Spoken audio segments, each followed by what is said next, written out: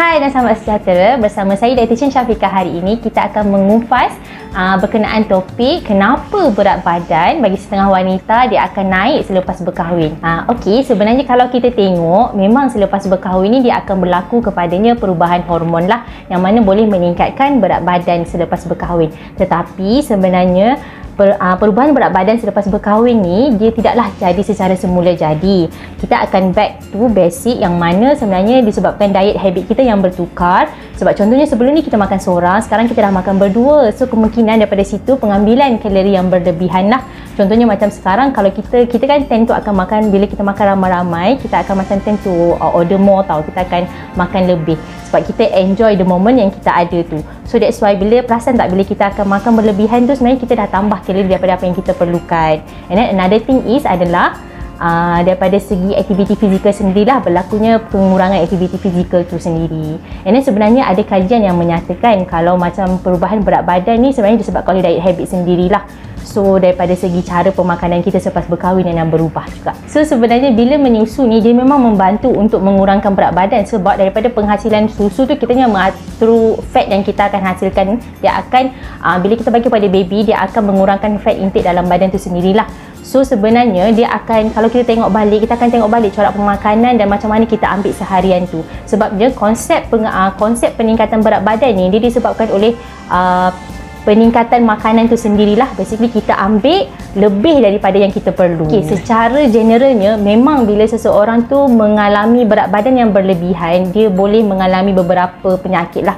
Means obesity tu sendiri boleh berisiko kepada jadinya kencing manis ataupun darah tinggi, jantung ataupun tinggi kolesterol, kanser dan sebagainya lah. Untuk para wanita pula yang kita khawatir bila berat badan berlebihan ni, sewaktu hamil tu kita takut dia akan terjadinya kencing manis ketika hamil.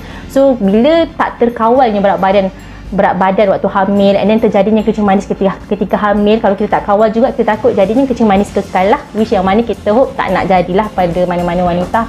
Okey, sebenarnya peluang tu sentiasa ada. Even kalau kita rasa nak berubah from daripada sekarang, memang boleh start pun daripada sekarang. So yang penting adalah kita tahu macam mana kita nak ubah sesuatu tu lah. So pertama maybe boleh start secara perlahan. Always start dengan diet habit tu kita tukarkan secara perlahan. Contohnya lah sekarang kalau kita keluar berdua dengan suami kita nak pergi makan. Contohnya kita nak pergi makan something yang kita akan order banyak. So maybe dekat situ kita dah boleh kawal portion. So kita order apa saja yang kita perlukan lah. Tak payahlah order sampai berlebihan macam tu.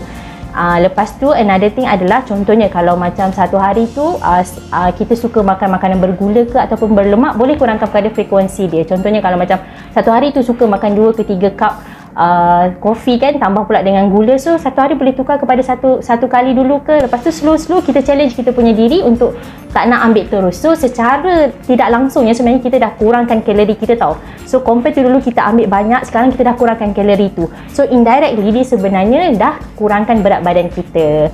Another thing adalah kita punya aktiviti fizikal lah. So basically aktiviti fizikal ni kalau kita buat 30 minit satu hari pun dah boleh. So ada kajian menunjukkan 150 minit seminggu mampu untuk kekalkan berat badan. So kalau buat more daripada 150 minit sebenarnya dia membantu untuk mengurangkan berat badan. Okey, sebenarnya bila kita cakap hari ni kita nak buat tapi kita macam okey delay esok lah. So sebenarnya bila kita dah rasa nak start ubah tu, kita terus start now. So sekarang pun sebenarnya boleh je kalau nak buat perlahan-perlahan. Sewaktu tu kalau rasa dah niat macam nak control lah berat badan, so hari ni dah kawal dah portion berapa nak makan.